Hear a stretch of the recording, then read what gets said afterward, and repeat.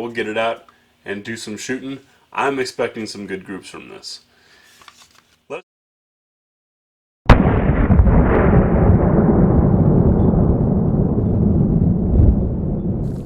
Welcome back to GBGuns. Today we're out for a second day with the Canik TP9 SF Elite.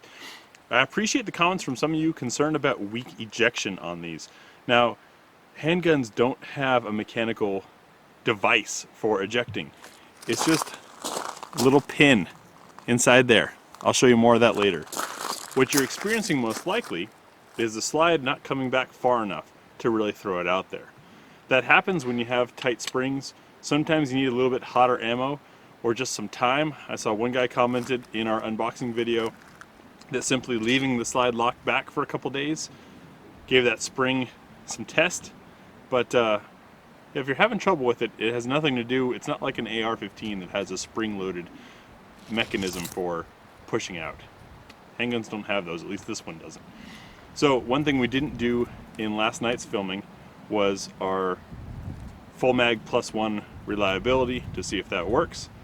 I'm using some Yavex ammo because we know this to be a little bit hotter and it's going to help us push through that loose spring hopefully. So one in the chamber, full magazine, and let's do some shooting.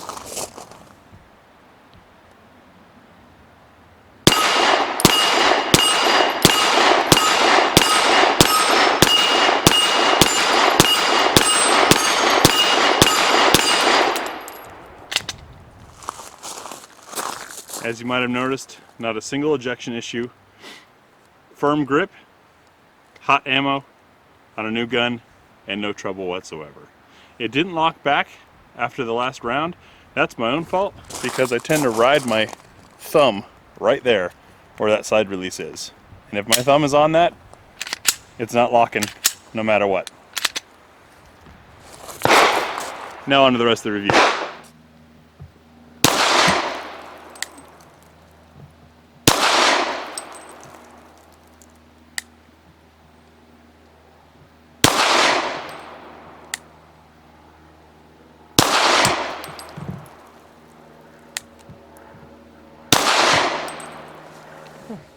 So we have the TP9 SF Elite by Canik. Nice 9mm here.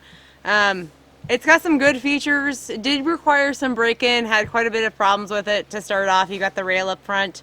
You do have the dual-sided slide release, but you don't have a dual-sided mag release. And while I can get to it, which is nice, without having to reposition, the gun, this grip doesn't quite work perfectly for my handset. I'd like to see that refined just a little bit. That said, overall it's got a nice bright optic up front, which is handy when you're trying to grab that front sight and your sight picture. Overall, really good shooter. It's got a nice reset to the trigger, and my shooting wasn't the best this evening.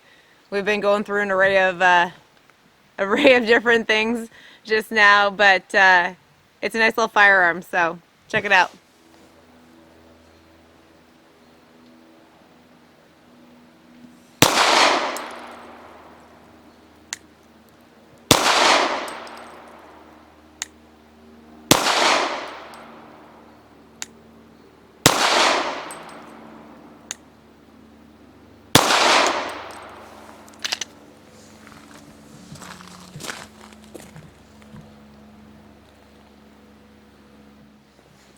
Alright, Canik TP9 SF Elite.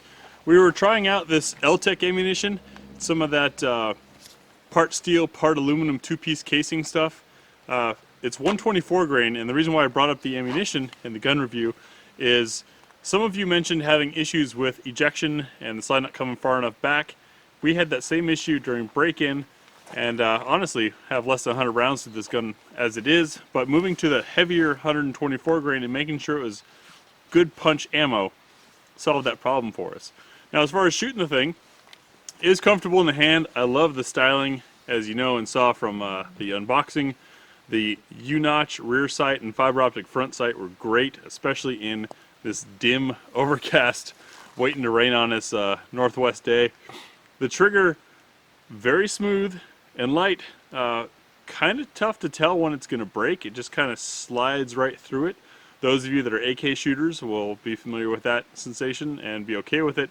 The reset was not so tactile as it was audible, which made for good shooting, but overall bang for the buck. In the economy or market group of guns, I think it's pretty hard to beat.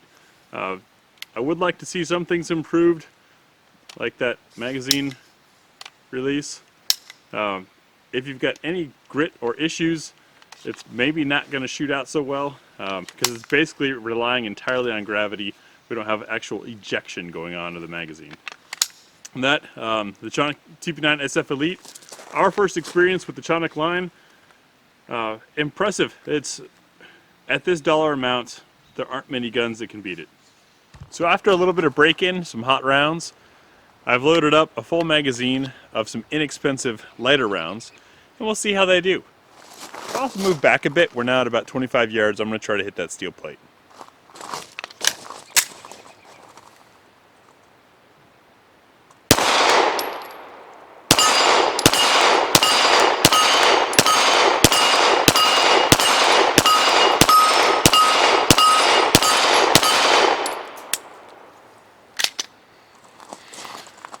So once again, any questions or issues about ejection or extraction, the gun just needs to be broken in.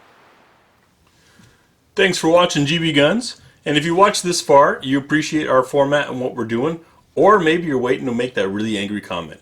Either way, click the big griffin up here to subscribe, the link over here to show you a related video based on what you just watched, or down here is the playlist relevant to this video. Once again, we appreciate your feedback, your comments. Join us on Facebook, Instagram, and we'll see you in the next video.